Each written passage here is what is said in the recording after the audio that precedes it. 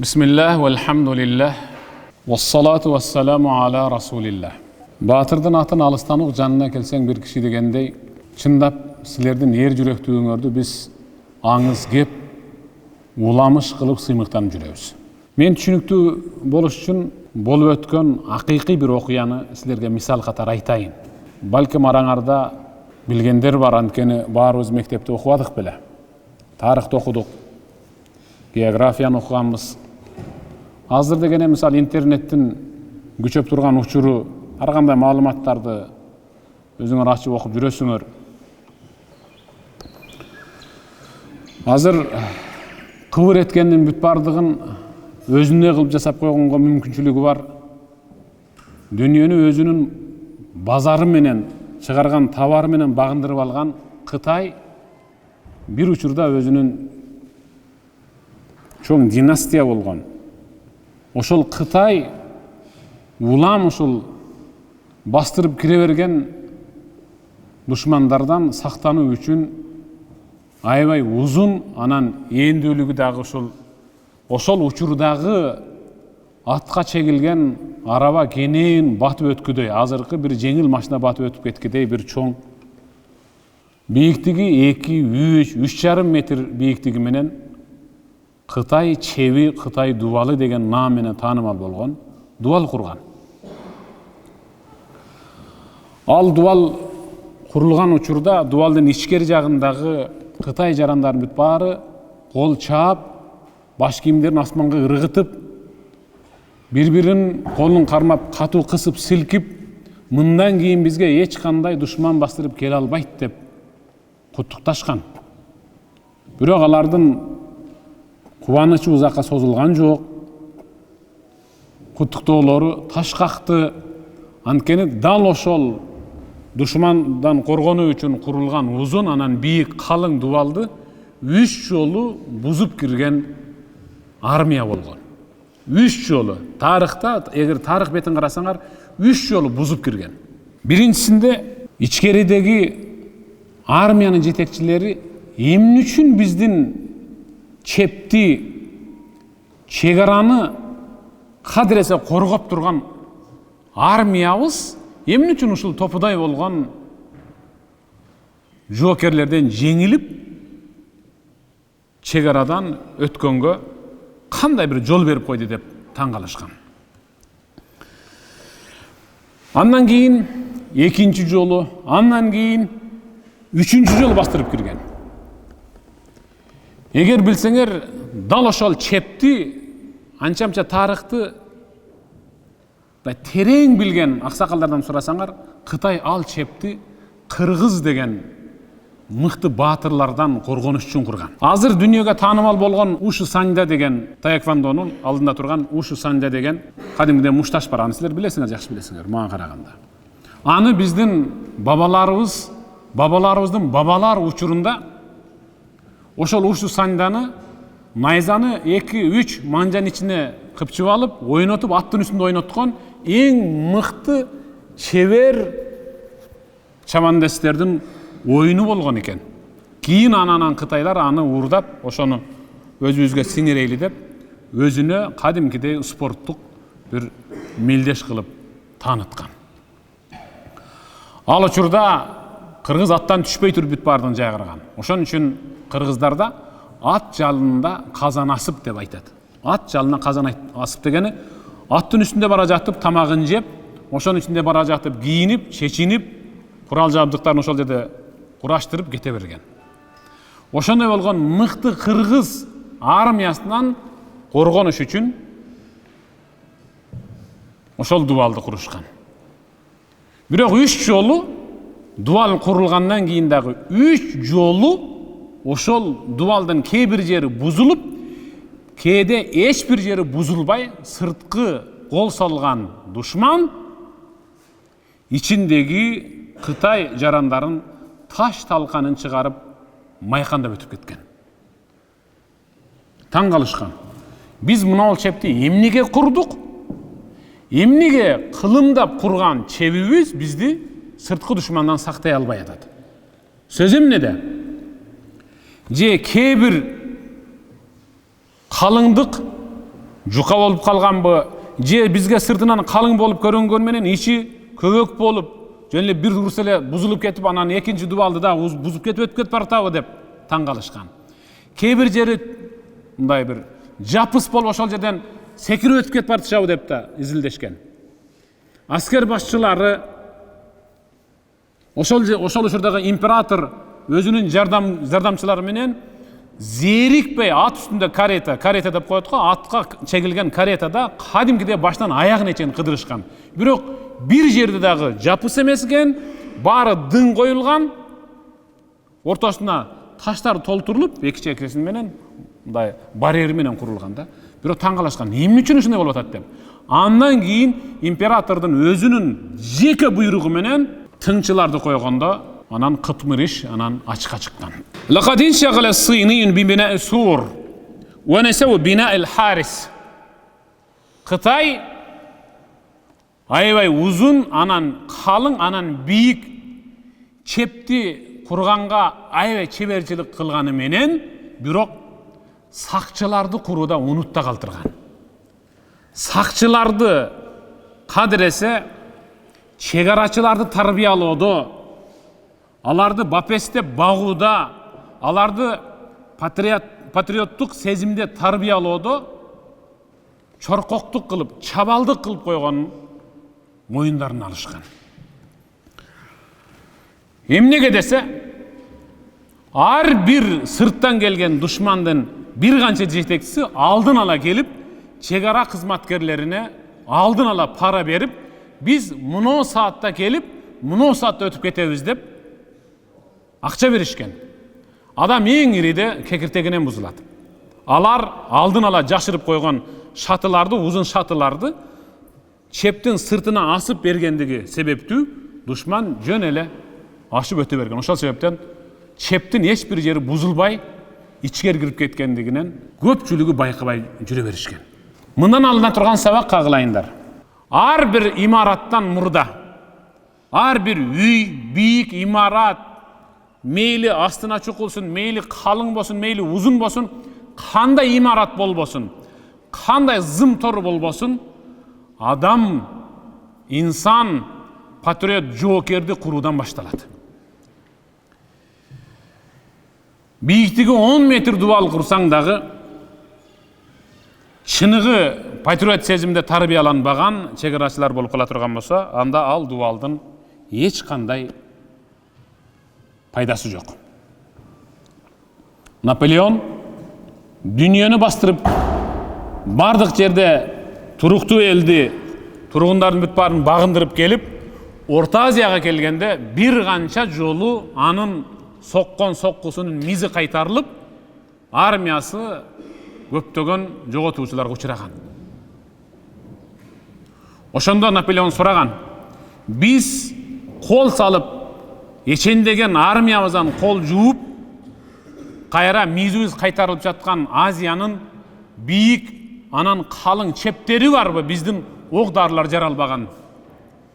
Ошондо эң мол тажрыйбага ээ болгон Кыракы кексе вазири мындай деген: жок, аларда башка өлкөлөрчүлөп, өлкөсүн, шаарын, айылын, аймагын, көчөсүн чеп менен тосушпайт алар. Бийик дубалдар менен да тосушпайт. Башкаларчылап аңгек казып, эндүү арык казып, суда толтурбайт. Наполеон сурайт: андай болсо биздин армия эмне үчүн улам кол салат да жеңилип калып атат? Эмне үчүн биз алардын өлкөсүнө бастырып кире албай атабыз? Ошондо жанагы кексе вазир айтат, жардамчысы: анткени аларда денеси жабык, этеги узун, ала жипти аттабаган, өзүнүн күйөөсүн, атасын, агасын, инисин, өзүнүн уулунан башка эркекке тиктебеген ариеттүү, намысына бекем, ар намыстуу апалар бар аерде. Ошондой ариеттүү, ар намыстуу апалардан төрөлгөн ер жигиттер, алар андан ашкан ар намыстуу, ариеттүү болот. Алар эч качан өздөрүнүн чегарасына башка бир чоочунду уруксатсыз эч качан аттатпайт. Biz ошондой ар намыстуу, ариеттүү апалардан төрөлгөн мыкты, билеги күчтүү, патриот сезимге тарбияланган ер жигит азаматтарды жеңе албай атабыз деп мойнуна алышкан да. Мен айтат элем, ошондой ак жоолукчан качан болбосун картайып калса дагы калчылдап титиреген эки алаканын көтөрүп алып, силерге угузбай бата кылган чоң энелердин, тай энелердин, апалардын ак жоолугун кыйгач салынып, силерди сагынып, эч кимге көрсөтпөй бурчта отуруп алып, көз жаш кылып дуа кылган жеңелердин, эжелердин, жубайлардын дуасы менен белсенип атасыңар кагылайындар. Аллах Таалам эч качан силерди алсыратпасын. Күчүңөргө күч, демиңерге дем берсин. Дагы бир жолу айтам. Өлкө тарткан зым тору менен, бийик уруп койгон дуалы менен чегараланбайт. Өлкө силерде болгон патриот сезимге тарбияланган эң мыкты чегарачы, ер жигит тайманбаган мыкты жоокерлер менен өлкө кадимкиде тосулуп турат. Болбосо Америка менен Мексиканын ортосундагы бийиктиги 7-8 метр болгон Газада бийиктиги 11 метрге чейин болгон темирден тосулган тосмолорду дагы үстүнө 5-6 катар тартып койгон тикен зым торлорду дагы ашып өтүп атпайбы?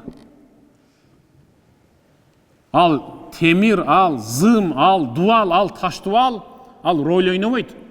Силердей болгон эң мыкты эр жигит азаматтар турганда дуалдын кереги жок бизге. Силер барда биздин уйкубуз тынч, жакшы түш көрөбүз. Үзгүлтүккө учурабай жакшы түш көрөбүз. Алкымыздан чай, тамак жакшы өтөт. Анткени силер бар үчүн биз ушинтип кенен дем алып жашап атабыз. Ошон үчүн кайсы бир дастан ырда лейсал фата мен якулу кана аби ва иннал фата мен якулу ха ана за. Чыныгы ер, чыныгы жигит, чыныгы азамат менин атам ушундай болгон деген жигит ал жигит эмес. Атасы менен мактанган, чоң атасы менен мактанган азамат ал ер жигит эмес ал дейт. А ер жигит ким десе, чыны ер жигит, чыныгы азамат, чыныгы патриот, жоокер ким ал десе, ха анада, мына менмин, мен даярмын, мен ошондой боло алам, болгонго аракет кылып жетишем деп дайым биринчи сапта турган чыныгы ошол жигит. Атасы менен мактанып, мына атам ошондой болгон экен деп коюп жата берсек, чырт курсак болуп. Силердей болгон мыктылар турганда биз силер менен сыймыктанабыз. Эң бактылуу инсан ким деп данышман шакирттерине айтса, эң бактылуу деген өтө баалуу буюмун жоготуп жүрүп көптөн кийин таап алса ошол бактылуу. А жок. Көптөн бери ооруп, анан бир дарыгерден дары колдонуп, ошол оорусунан айыгып шыпа таап келсе ошол бактылуу. А жок. Көптөн бери төрөбөй жүргөн келин төрөсө, а жок. Көптөн бери бири-бирин жакшы көрүп, жолугуша албай, учураша албай жүрүп, акыры тил табышып, үйлөнүп кетсе ошол бактылуу. Анан кайсыл бактылуу айтыңчы десе, сен тааныбаган эле инсан сенин ысымыңды атап, Аллахым ошол жоокерлерди аман кыл, ден соолугун чың кыл, кырсыгыңдан сакта, бекем кыл. Таскактаган, күлүктөгөн ошо аяктарын эч качан ташыркатпагын деп дуа кылса, силер бактылуусуңар. Тааныбайсың. Кимдир бирөөнүн алаканын жайып, колун көтөрүп дуа кылганда, сенин ысымың ошонун тилинде аталса, сен бактылуусуң. Ал сен аны тааныбайсың, ал сени тааныбайт, бирок дуа кылып атат да сен үчүн. Ошондо сен бактылуусуң. Канчалаган мекендештер, ата-энелер, мечиттеги жамаат, медресе, мектеп, институт, университеттеги студенттер силер үчүн дуа кылышты. Аллахым ушуларды аман сакта, ушуларды аман кыл. Биз үчүн ушулар бийик, дуал эле бийик, чебе эле ушулар деп канча рет дуа кылдык. Азыр силердин классташтарыңар бар. 1 жылдан бери жастанып уктап келе жаткан балышынын сырты алмаштырыла элек. Какачыттанып кирдеп кеткен. Бул дегени кээ бир классташтарыңар бар, балыш да анын башынан зарқанып қалған. Мына дағы келет ат азыр ушул. Дағы уктайт азыр деп. Силер басқан қадам, силер таштаған қадамға таштаған сайын, силер басқан жердің топырағы силер менен сымыктанып атат. Мыкты ер азамат келет ат деп. Дозок оту күйгүз албай турган 14,5 кылым мурда пайгамбар булар жөнүндө айтып койгон деп, жер да силер үчүн мыкты болуп төшөлүп турат. Менин үстүмөнөн бир басып өтүп кетсе экен деп. Анткени пайгамбарыбыз эки инсан бар. Аллах аларды эч качан азаптабагын деп тозокко буйруп койгон. Ошонун бири, ошол эки адамдын бири. Өлкөсүнүн бүтүндүгү үчүн элин, жерин коргоп, көзөмөл кылып, чек ара жаатында кызмат кылып, ошол жерде сакчылык кылган, чындап кызмат кылган эр азаматтар, булар кыяматта тозок отуна күйбөйт деп атат. Карабайсыңбы? Сен жөнүндө 14,5 кылым мурда пайгамбар ушинтип айткан кагылайын жоокер. Кыялдануу жөнүндө айтайын. Ислам дүйнөсүндө экинчи халиф деп эсептелген Хазрат Умар өзүнүн адилеттүүлүгү менен, өзүнүн такыбалыгы менен кыяматка чейин элдин ушул жүрөгүнүн түпкүрүнөн орун алган эң мыкты халиф. Ошол бир күнү сахабалардын арасынан тандап, сен мага кел деп, үчөөнү тандайт. Ошонун арасында биринчи Хазрат Али, экинчиси Салман аль-Фарисию, үчүнчүсү Абдуррахман ибн Ауф деген. Ушул үч сахабаны ээрчитип Ухуд тоосуна чыгат. Мадинада Ухуд деген тоо бар, узундугу 7 километр, эни 1 километрге чукул, а бийиктиги 500 метрге жетип жетпеген. Ошонун үстүнө чыгып туруп Хазрат Умар айтат: үчөөңө менин бир эле суроом бар. Бир суроо үчөөңө тең бирдей берилет. Көптөн бери кимдир бирөөгө мына бошонуп айта албаган ичиңдеги сыр, кыялың болсо ошол жерде бир жарылбайсыңарбы дейт. Ошондон кийин сөздү биринчи Хазрат Али айтат: менин кыялым ушул. Мына менин көзүмдүн курчу жеткен мына Мадинадагы тегиздикке ушунчалык курч, такыр сынбай турган кылычтар жайнап жатып калса, өзүмө керектүү бирөөсүнөн алып элем да калганын баарын башка жоокерлерге белек кылып таркатып бермекмин. Ушул элеби? Ушул. Сенчи Абдуррахман? Менин кыялым ушул. Алидай эле менин да көзүм курч жеткен жерге чейин ушул тегиздик жаткан эле кып-кызыл алтын болсо, кара курсагыма жете турган 3-4 теңгени гана алып калып калганын баарын берип бермекмин. Жетим, жесир, кедей, кембагал, жакыр бүт баарына бермекмин Кудай Таала жолунда. Салман аль-Фариси үчүнчүсү. А сенчи дейт Хазрат Умар Салман аль-Фарисиге. Ал ордунан туруп, тегеретип бир сыйра тиктеп туруп, мага деле ушул экөө айтканда көзүмдүн курчу жеткен жерге чейин токулгасы менен, ээр токуму менен туягынан учкун чыгарган күлүк аттар толтура болсо, өзүмө бирөөсүн алып калган бүт баарын досторума, жоокерлерге Кудай Таала жолунда бермекмин. Ар бириңдин кыялыңар мыкты, Алла Таала ошону орундатсын. Мындай кыялды эч ким кыла бербейт. Кээ бир куру кыялдар болот. Эки колду киргизип мындай болуп, чалканчы жатып алып, тияк учкан чымынды бир тиктеп, бияк учкан чымынды бир тиктеп, болбогон нерсени кыялданат да. Болбогон нерсе. Чын, ушул алтын меники болуп калса. Ушул алтын меники болуп калса деп кыялданып жата берет. Алардын кыялы чындап тамшана турганда, ар бири үчөө тең өзүнүн берешендигин, эр азаматтыгын, айкөлдүгүн, кичипейилдигин көрсөтүп кыялданышты. Хазрат Умар колундагы чуук менен жерди көпкө чейин мынтип чукуп отурду. Үчөө бири-бирин тиктеп, чыканагы менен түртүп, өзүнөн сурап көрбөйлүбү деди. Анан үчөө бир ооздан: биздин го кыялыбызды уктуңуз. Биздин кыялыбызды уктуңуз, оюбузду, үмүтүбүздү, келечекке койгон мындай бир ой, максат, мүндөбүздү, ниетибизди уктуңуз. Сиздин да кыялыңыз бар чыгар десе, бар. А бир айтып көрбөйсүзбү, кандай кыялыңыз бар десе, ордунан туруп, Мадина шаарын тегиздикте алангандай салып койгон ушундай. Бийик тоонун үстүнө туруп, бир айланып туруп, ишенесиңерби, мен үчүн Muну ол тегиздик şu gözümdün kurşu jetken jerge çeyin Ali, Salman, Abdurrahman okşoş. Uşu üçöň okşoşlardan tolup berse maňa şol jetişdi degen. Maňa şol jetişdi degen. Menin kıyalım, bul birle menin kıyalım emes. Kırgızstandağı büt bardık mekendeşlerden kıyalı. Biz üçün ötken muftinin de kıyalı şonday. Mamleket başçımız, prezidentimiz de kıyalı şonday. Sizlerin de kıyalığınız şunday da. Hasan Damlanın, Musa Damlanın, Seyitbek Damlanın kıyalı. Uşul jerde komandirlerin büt barının kıyalı. Kırgızstanda siler de jigitler tolup berse, men üçün şol jetişdi. Büyük dual, uzun dual, yerden kılıp kazıp koyuş kerek, tiginden mınday degen kıyal al, yok nerse. Biz üçün silerdey bolgan er azamatlar bolsa, biz üçün şol jetişdi. Oşa silerdi törep, bağıp, okutup, giyintip, anan jigitlik mildetin de atkar kagılayın oğlum. Buldağı bir mildet. Ankeni hubbul vatan minel iman, mekendi süyü, jönele baraka men mekendi süyem dep koyu emes. Jeme mekendi süyem degen bir жазуунун janında söretke düşüp koyu emes. Mekendi süyü al jeleti kötörtüp söretke düşüp keyin daha bir jere sayıp koyu emes. Mekendi süyü oşa jerge barıp ысык сугuna toң, өлköңдүн чегaraсын кыдырып bas, er azamattığın görset dep jönötkön ata-enеңерden Allah'ım razı olsun baylaşolarga.